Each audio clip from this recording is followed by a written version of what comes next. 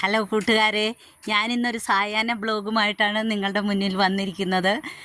ഇന്ന് രാവിലെ എനിക്ക് കുറച്ച് പണിയൊക്കെ ഉണ്ടായിരുന്നു. അപ്പോൾ എന്നാണേലും വൈകുന്നേരം വരാമെന്ന് വിചാരിച്ചു. ഇതാണ് ഞാൻ താമസിക്കുന്ന എൻ്റെ വാടക വീട്. അപ്പോൾ ഞാനിവിടെയൊക്കെ ഓരോരോ ഐറ്റമുകളൊക്കെ ഉണ്ടാക്കി വെക്കും. ഇത് കണ്ടോ, എൻ്റെ ചെടികളാണ് ഇതൊക്കെ. ഇത് കണ്ടോ, നിങ്ങൾ കണ്ടോ, എൻ്റെ ചെടികളൊക്കെയാണിത്. ചെറിയ ചട്ടിയിൽ ഞാൻ ചെടികളൊക്കെ വളർത്തിയിട്ടുണ്ട്. അത് എല്ലാത്തിലും നിറയെ പൂക്കളൊക്കെ ആയിട്ടാണ് നിൽക്കുന്നത്. പിന്നെ നിങ്ങൾക്കൊക്കെ ഇന്ന് ഞായറാഴ്ചയായിട്ട് സുഖമെന്ന് വിശ്വസിക്കുന്നു. എല്ലാവരും പള്ളിയിലൊക്കെ പോയി, ഞാനും പള്ളിയിലൊക്കെ പോയി രാവിലെ. പിന്നെ ഞാൻ എൻ്റെ ഒരു ഫ്രൂട്ട്സിനെ പരിചയപ്പെടുത്തുവാണ്. ഇത് കണ്ടോ, എൻ്റെ ഒരു ഫ്രൂട്ട്സാണ് ഇത്. നിങ്ങൾക്കൊക്കെ അറിയാമായിരിക്കും ഇത് എന്താണെന്ന്. ഫാഷൻ ഫ്രൂട്ടാണിത്, ഫാഷൻ ഫ്രൂട്ട്. ഞാൻ എൻ്റെ വീടിൻ്റെ ഫ്രണ്ടിൽ ഞാൻ നട്ട് ഇങ്ങനെ മരത്തിലൂടെ കയറ്റി വിട്ടിരിക്കുന്നതാണ്. ഇത് കണ്ടോ, ഫാഷൻ ഫ്രൂട്ട് കണ്ടോ. ഇത് എൻ്റെ വഴിയിൽ ഇങ്ങനെ അപ്പുറ സൈഡിൽ ഒരു മരം നിൽപ്പുണ്ട്. അപ്പോൾ അതിൽ ഞാനിങ്ങനെ കയറ്റി ആ മരത്തിലോട്ട് വിട്ടേക്കുവാണ്. നിറയെ അതിൻ്റെ അകത്ത് ഫാഷൻ ഫ്രൂട്ട് ഉണ്ടാവും. കഴിഞ്ഞ വർഷമൊക്കെ എനിക്ക് നിറയെ ഉണ്ടായിരുന്നു. ഞാനിപ്പോൾ ഇതിൻ്റെ അകത്ത് ഞാനിത് കാണിച്ചു തരാം. ഇത് കണ്ടോ, ഇതിൻ്റെ ഇടയ്ക്കൊക്കെ ഫാഷൻ ഫ്രൂട്ട് ഉണ്ടായി കിടക്കുന്നുണ്ട്. നല്ല മധുരമാണ് ഈ ഫാഷൻ ഫ്രൂട്ടിന്. ഇത് കണ്ടോ, നിങ്ങൾ കണ്ടോ, നല്ല മധുരമാണ്. പുളിയുള്ളതും ഉണ്ട്. പിന്നെ വേറൊരു വെറൈറ്റി ഫാഷൻ ഫ്രൂട്ടുണ്ട്. അതിൻ്റെ അകത്ത് കായ ഉണ്ടായിട്ടില്ല. കായ ഉണ്ടാകുമ്പോൾ ഞാൻ കാണിച്ചു തരാം.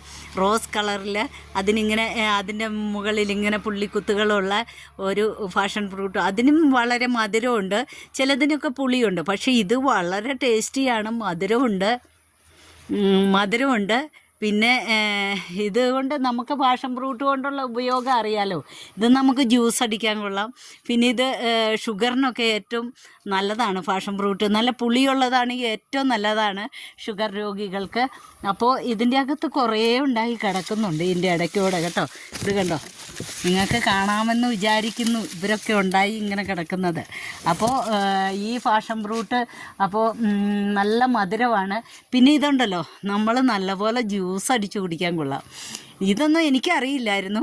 പിന്നെ എൻ്റെ മോനാണിത് ജ്യൂസ് അടിച്ച് കുടിക്കാൻ പറ്റുന്നത്. ഇത് നമ്മൾ ലെമൺ ഒക്കെ ചേർത്ത്, ഇതെല്ലാം ചേർത്ത്, പിന്നെ വേറെ ഫ്രൂട്ട്സൊക്കെ ഉണ്ടെങ്കിൽ അതൊക്കെ ചേർത്തിട്ട് ഈ ഫാഷൻ ഫ്രൂട്ടും കൂടെ ചേർത്ത് നല്ല ജ്യൂസ് അടിച്ച് നിറയെ ഉണ്ടാകട്ടെ. അപ്പോൾ ഞാൻ ജ്യൂസ് അടിക്കണ കാണിച്ചു തരാം.